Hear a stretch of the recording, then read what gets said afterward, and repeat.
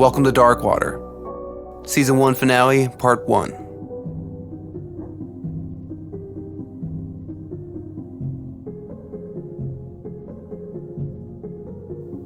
If you force me to simplify it, to dilute it down to a pitch for a true crime documentary, I would tell you this is the unsolved mystery of two women found dead on the same day. One stuffed in a TV cabinet inside a vacant home, quickly followed by another face down in a trash can directly across the street, both nude and decomposing. A third woman, who knew the first two, was inside the home when the first was found. She spoke to the local news the next day about the horror of what happened. Weeks later, she was also found dead after suffering a string of ominous events, including an attack during which someone cut her hair. Her body was discovered by a couple teenage boys playing basketball on a hot summer day. When she was found, she was also found nude and decomposing. Her mouth reportedly stuffed, perhaps a symbol for being silenced. Then 2 more women disappeared from the same neighborhood. There could even be more cases of murdered and missing women related to these 5, all based in rural southern town over the years. Again, that's the simple, perhaps more marketable version. If you want to know the real story, the hauntingly complex story about these human beings who deserve justice and the world in which they met their ends or disappeared, keep listening, because it's far scarier than the already grim version I just pitched to you.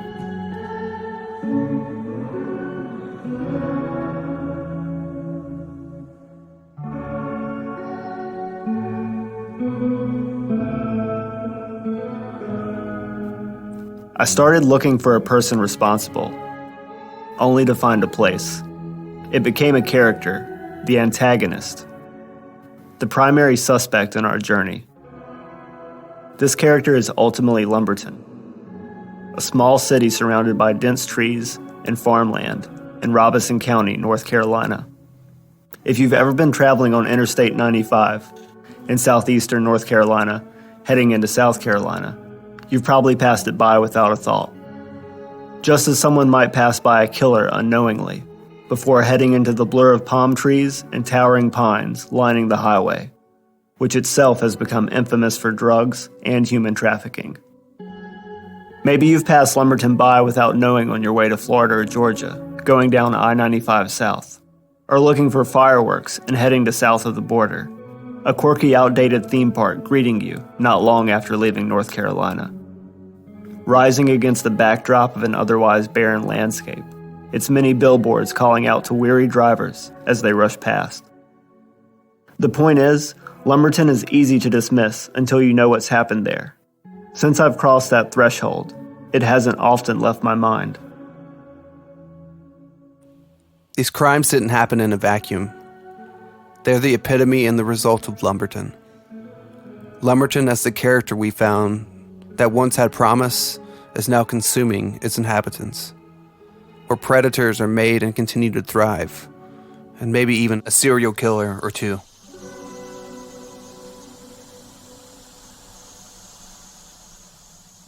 It's an enigmatic and faceless monster. Nick and I are trying to tell its story as honestly as possible.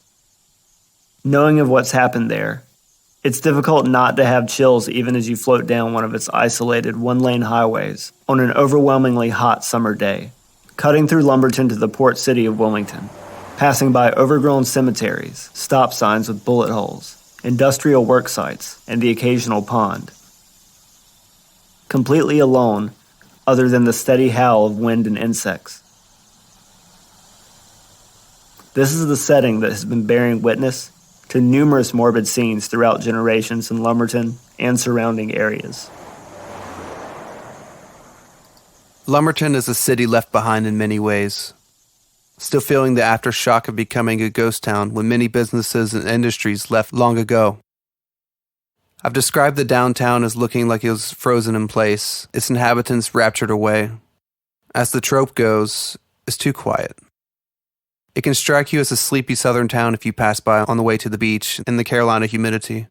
But when you look closer, it's full of many people in need of help and change. Lumberton and Robeson County at large have long been known for institutional corruption for decades, particularly in law enforcement and their involvement with drug trafficking, and an incredible amount of crime, much of it violent, stemming from lost opportunities to make a life. There are over decades of economic downturn and natural disasters plaguing the area, particularly hurricanes and flooding, leaving people longing for relief.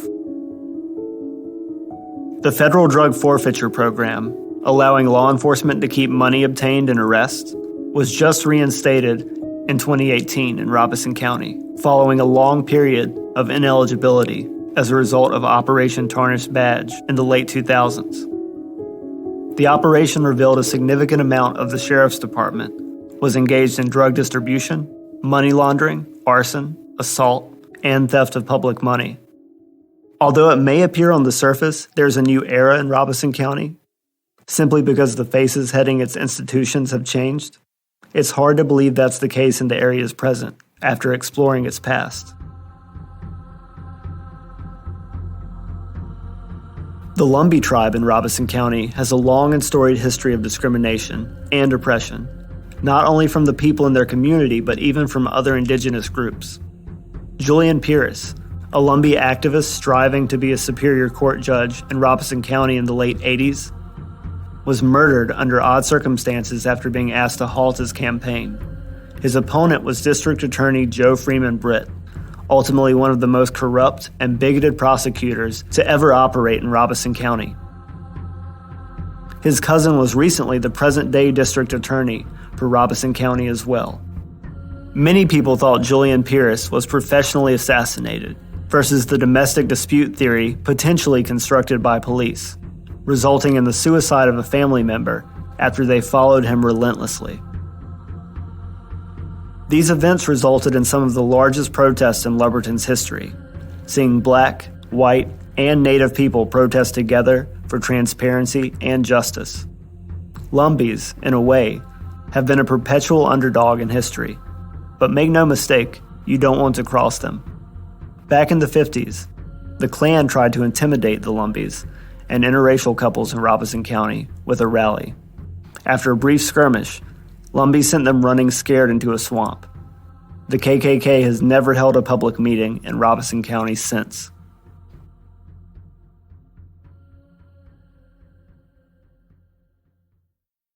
Two Tuscarora activists, another Native American tribe, Eddie Hatcher and Timothy Jacobs, even held the Robesonian newspaper hostage in 1988, demanding a state investigation into local corruption of law enforcement tied to narcotics. They alleged that Hubert Stone, the sheriff at the time, had a deputy and son, Kevin Stone, that assisted the sheriff's department in trafficking narcotics throughout Robeson County. Hatcher and Jacobs also claim Hubert's son wrongfully murdered someone they knew, Jimmy Earl Cummings. The governor arranged for an end to the hostage situation safely, and Eddie and Timothy were later cleared of federal terrorism charges. An investigation into the sheriff's department yielded no evidence of wrongdoing, despite many red flags, including missing cocaine from evidence rooms, so essentially they pushed it under the rug and people forgot. This is the same place where Michael Jordan's father was murdered. And the controversial trial would leave North Carolina and the world questioning the integrity of the SBI and the Robeson County Sheriff's Department for years to come. The drug-dealing son of Sheriff Hubert Stone, Hubert Larry Dees, was called by the two men in prison for killing Jordan's father, in addition to a sex hotline, the night of the murder from Jordan's father's car phone. Interestingly, neither defense nor prosecution wanted this brought up at trial, igniting even more conspiracy thought regarding the sheriff's department's hand in the drug trade, and their willingness to silence whoever might dare stand in their way. The crime also sparked conspiracy theories concerning possible retaliation for Michael Jordan's gambling ties to a drug kingpin, which we believe is highly doubtful. And these theories have been debunked in the new ESPN Netflix documentary about Michael Jordan, if you've seen it. By the way, the only men punished for the murder, Daniel Green and Larry Demery, were undoubtedly involved due to evidence linking them to the crime, but they were also easy comprehensive scapegoats as Black and Lumbee youth with criminal records. Much of the actual evidence was in conflict with the series of events presented by the prosecution, and the two teams were turned against each other early on. Green has attempted to appeal his conviction and claims a different version of events occurred, in which Demery shot Jordan, Green only helping him get rid of the body, which was found in a South Carolina river. When it was found, it was deemed unidentifiable. The only reason this death was followed up on was because of the expensive dental work noted by the coroner. Green's case and an opportunity for parole are both under review. Eventually, it was found the North Carolina SBI had come to faulty conclusions regarding 190 cases involving blood evidence, including that of Michael Jordan's father.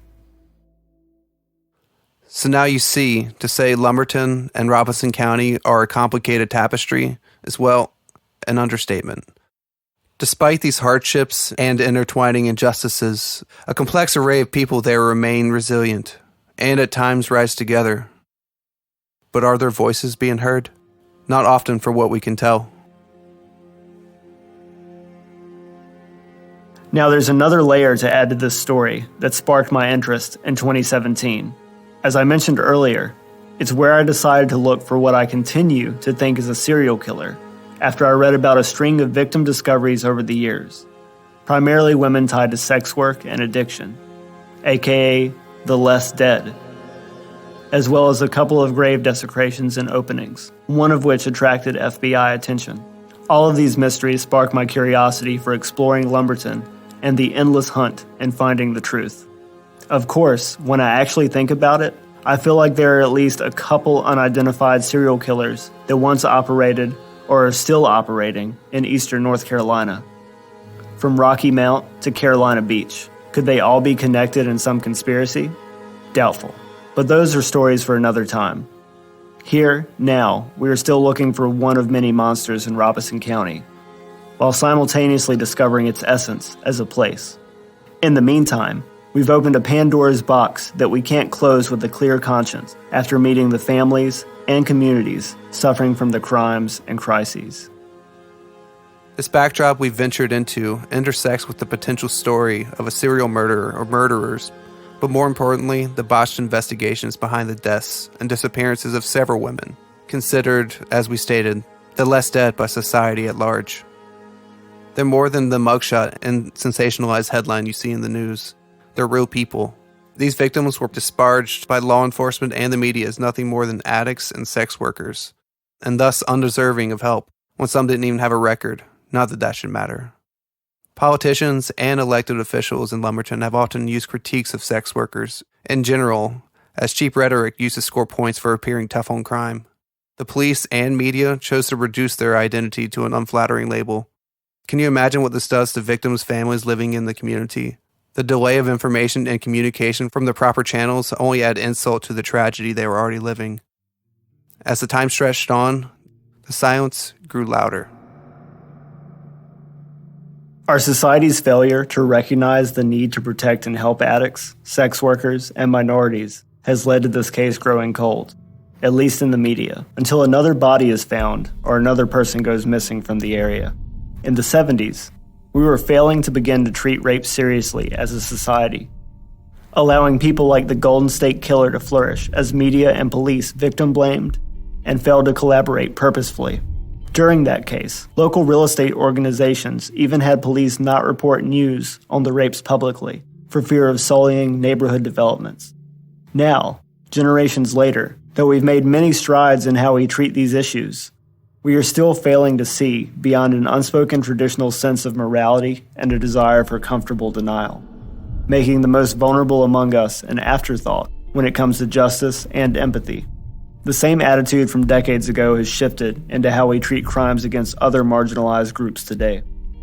The women that started our true crime journey were painted as undeserving of justice before the slow and gruesome process even started.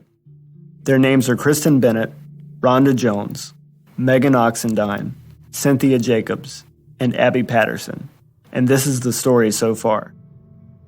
The Lumberton Police Department, the investigative division led by Captain Terry Parker, has, seemingly, botched the investigation by destroying evidence, attacking the character of the victims, and failing to report relevant information to the FBI on a number of occasions. This has been reported by candid conversations with families close to the cases. Is this due to negligence and apathy when it comes to serving women like these, or a deeper conspiracy that remains to be seen? And potentially, whoever is responsible for the deaths and disappearances remains at large. That being said, Robeson County has some of the most well-trained and experienced members of law enforcement in the country, despite their corrupt past. Surely, some want these cases solved, and we need their perspective, for better or worse. It's what we want too. There's a common goal and a common humanity to be found, and I think the world is discovering that. Okay, let's begin our timeline of crimes and investigations. This is all we know to be true to the best of our knowledge. America's still reeling over the 2016 election, the Russia investigation, North Korean missile test, and attacking ISIS with the mother of all bombs. But in a quiet yet once thriving community in North Carolina, a story about a lesser-known monsters, their victims, and the systems that created both of them was beginning to unravel. Tuesday, April 18th. Ironically, it was tax day in America. We've all heard the idea of no taxation without representation. It marks the beginning of a story of these women who are owed in death the representation they did not receive in life. The story of an entire community denied representation throughout time.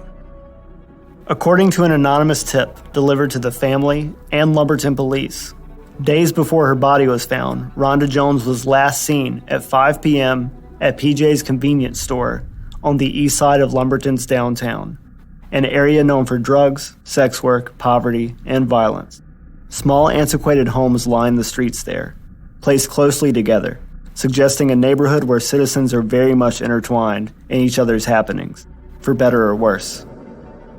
A number of the homes are also abandoned and vacant due to the extreme flooding that occurs in Robeson County during hurricanes. The only immediate open space in this neighborhood gives way to housing projects and a few local businesses beside a quiet road, including a mortuary beside abandoned railroad tracks that pass through the heart of the once thriving town. Its well-manicured graves and tombstones grabbing your eye as you pass provide the foreshadowing and symbolism often found only in works of fiction. When Rhonda Jones was seen at PJ's store that Saturday, it had been weeks since she spoke with her family. She was trying to gain custody of her kids through court proceedings after years of struggling to get her life together, despite her issues with addiction. Something she once described in her diary as unbeatable.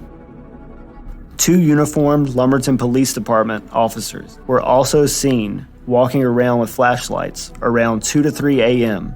Tuesday, April 18th. Several locals living in the neighborhood claimed they saw this. What happened next would leave those same neighbors confused and afraid. At about 9 a.m., Lumberton Police Department officers arrive at a small blue home on 505 Peachtree Street after receiving reports of a suspicious odor. A report from a man named Johnny Ray Barnes, who was at a nearby store in the area, PJ's. Yep, same one. When he spoke to the police after being inside the blue home, after recently just smoking crack with a woman named Megan Oxendine, it's unclear exactly what Johnny told Lumberton police. They haven't released the call, if there is a call. Investigative reports confirm Johnny's presence inside the home at the time of discovery of Kristen's body, but they don't mention Megan being present as well. Her presence in the home was confirmed later by Inside Edition reporting. Additionally, the FBI has confirmed Megan Oxendine was not the person that notified the authorities of Kristen's body. There never was an official 911 call. The now infamous Blue House is somewhat secluded, set back in the woods on a street in desperate need of repair, next to railroad tracks that stretch forever into nothing, stuck in time. A constant reminder of what the city once was. If you follow those tracks, you retrace the dump locations of numerous bodies that were discovered across the years, which we'll soon discuss. Inside that blue home, police discovered the body of a woman tucked inside an old TV cabinet, wrapped in a gray blanket. She was soon identified as Kristen Bennett, and her mother wants the world to know she was ultimately a good person, overcoming challenges, who kept to herself. Her character was attacked by the Lumberton Police Department at the beginning and throughout the investigation, despite her lack of prior interaction with their department. It should be noted this isn't the first time that law enforcement in Lumberton has critiqued the lifestyle of victims. Happening prior in the early 2000s, when two women were killed months apart and dumped close together, again near the railroad tracks. They were barely a mile apart. Michelle Driggers, 23, was found nude and face down on March 30th, 2003, in the driveway puddle of an overgrown and seemingly private Hestertown Road cemetery. Her clothes were scattered around her body. Lisa Hardin, 36, was found behind the Titan Flow Control warehouse off Chippewa Street with an unused railroad spike nearby, 4 months after the discovery of Michelle. Rumors speculate about a similar nude state in Lisa's case. While the use of blunt objects and bruising was noted, the specific cause of death was not determined by the chief medical examiner via autopsy. However, Driggers was confirmed beaten, strangled, stabbed, and sexually assaulted with a sharp object. Police would not comment on Hardin's tentative cause of death, potential sexual assault, and possible nude state. Ultimately, police publicly shamed the women for their lifestyle and considered the murders a warning to other women, not necessarily a call to action to apprehend the perpetrator. A Huffington Post article by crime writer David Lohr posited the idea that these murders could be related to deaths and disappearances occurring in 2017. It's up for debate, at least in my mind, because the police never ruled out the possibility of a serial killer in the 2003 cases.